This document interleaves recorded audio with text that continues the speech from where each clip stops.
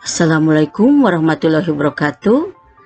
Anak-anak ibu sekalian, salam sehat. Anak-anakku, pada kesempatan ini ibu ingin memperkenalkan diri. Nama ibu Imai Komarasari. Saya mengajar PPKN kelas 9. Anak-anakku, pada kesempatan ini kita akan mengawali pertemuan kita dengan mempelajari bab 1. Ini tentang data pribadi saya. Kalian nanti bisa lihat lah ya.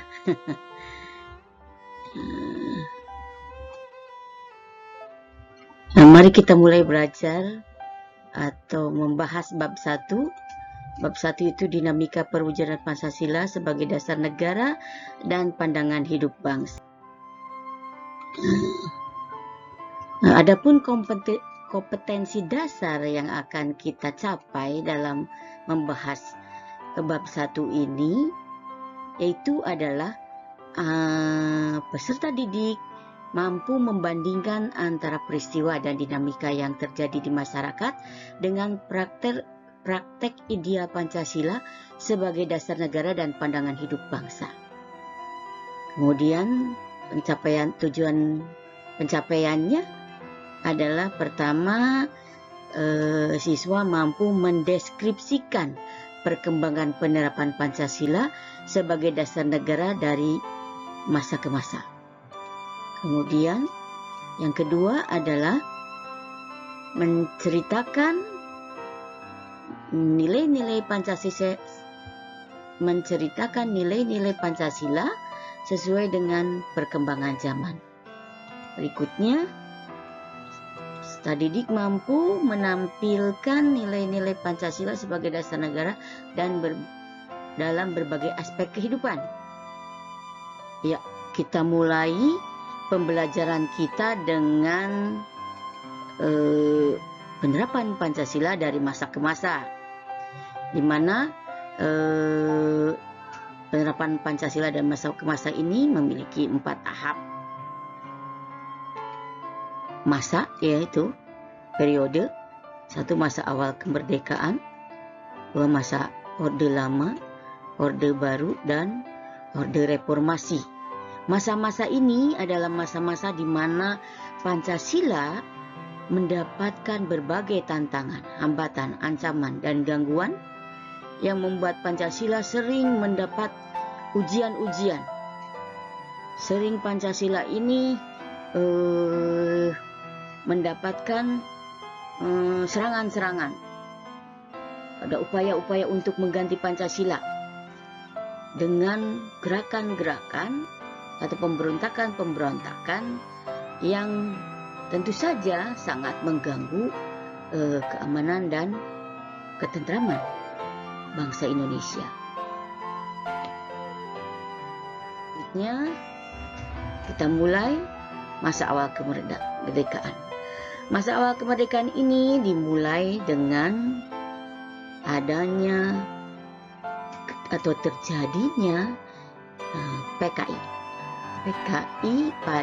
yang terjadi di Madiun pada tanggal 18 Agustus 1948, dipimpin oleh Musso. Tujuannya adalah mengganti Pancasila dengan ideologi komunis yang alhamdulillah dapat digagalkan oleh TNI dan rakyat.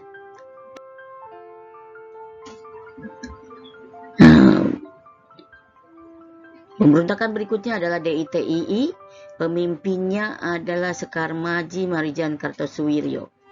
Tanggal 17 Agustus 1949. Tujuannya mengganti dasar negara Pancasila dengan syariat Islam. Kartosuwiryo alhamdulillah bisa ditangkap 1962.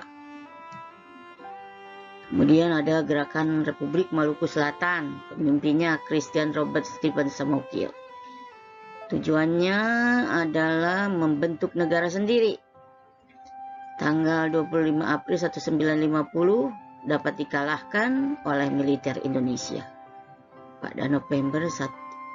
Jadi kejadiannya tanggal 25 April 1950, tapi Bapak dikalahkan oleh militer Indonesia pada bulan November 1995. Itu juga pemberontakan PRRI, pemimpinnya adalah Saripudin Prawira Negara yang dan dengan Pence Samuel. Terjadi tahun 1957 sampai 1998, terjadi di Sumatera dan Sulawesi. Tujuannya membentuk koreksi untuk pemerintah pusat. Inisiatif memperbaiki pemerintahan di Indonesia yang ujung-ujungnya ingin mengganti Pancasila. APRA juga demikian, Angkatan Perang Ratu Adil, dipimpin oleh Kapten Keni Raymond Samukil, tanggal 15 Januari 1949. Serangan kudeta pada 23 Januari 1950. Berhasil menduduki Bandung, bahkan menewaskan Sultan Hamengkubuwono ke-9 dan Sekretaris Jenderal Ali Budiar. Di sini kita sudah mulai ada perubahan bentuk negara yang tadinya dari Republik Indonesia Serikat menjadi Negara Kesatuan Republik Indonesia, yang undang-undang dasarnya pada masa itu adalah UUD S50.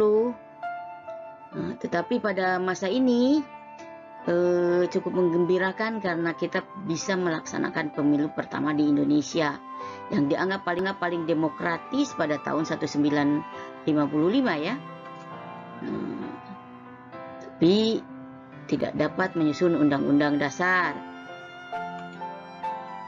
Dasar negara tetap Pancasila. Ideologi negara kita beralih seperti ideologi liberal, menganut